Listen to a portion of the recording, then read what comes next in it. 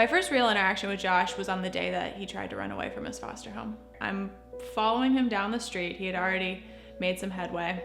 After about 20 minutes, he just stops in his tracks. He turns around and he screams at me, "Leave me alone." I told him, "Look, if you want to be left alone right now for a few minutes, I can do that. I can give you that space, but you're not getting rid of me. I don't know what you're used to, but I'm not going anywhere and I'm not giving up on you." CASA volunteers are everyday community people, just regular community members that want to make an impact in an abused and neglected child's life. They go through our 36-hour training. They're then appointed by the juvenile court judge to go out and collect information on everything pertaining to that child's life. Our CASA volunteers get appointed at the start of a case, so when a child comes into custody, they are there from the beginning.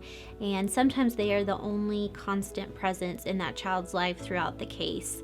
They don't investigate the allegations of abuse, but they go out and they find out if the child needs mental health care, or if they need updated shots, or if they're in the best placement possible for them to thrive instead of survive. And they advocate for that child's every single need. CASA volunteers make such a big difference in the lives of our abused and neglected children. We have too many foster children in the system that don't even know they have a voice. And once they learn they do have a voice, a lot of them are too insecure or timid to use it. And that is what CASA is. It's a voice for the child. They are mentors for their children. They do so many wonderful things.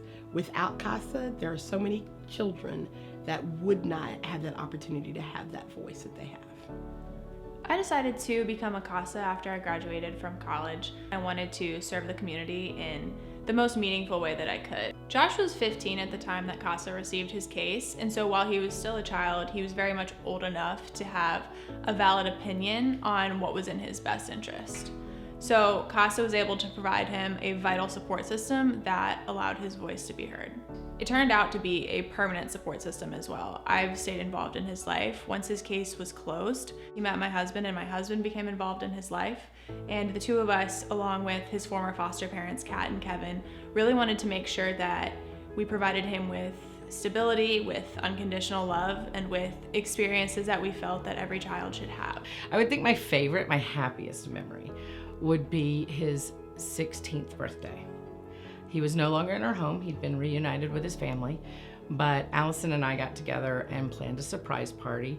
We told Josh he was coming over just to hang out for a little bit, and when he saw that there was a party just for him, that 10,000-watt smile lit up the room, and he said, "I'll be right back."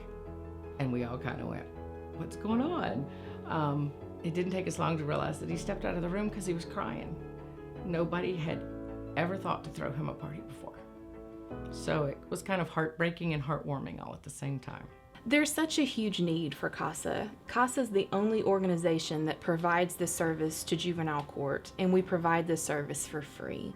And so we need people out there not only spreading the mission of CASA, of who we are and what we do, but we need volunteers. We need people who are going to invest in the agency and invest in our young people's lives.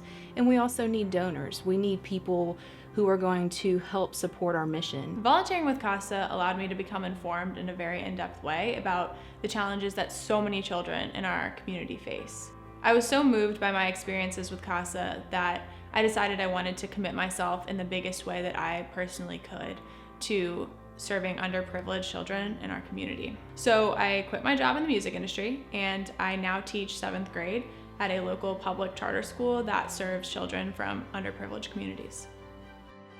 Through CASA, I've been able to advocate for incredibly deserving children. CASA has changed my life because of the relationships that I've formed.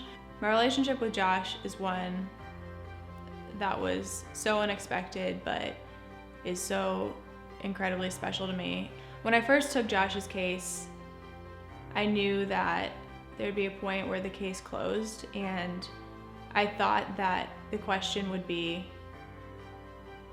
should I stay in his life because it's the right thing to do? And that didn't end up being my question at all. My question was very much, how could I ever live without him?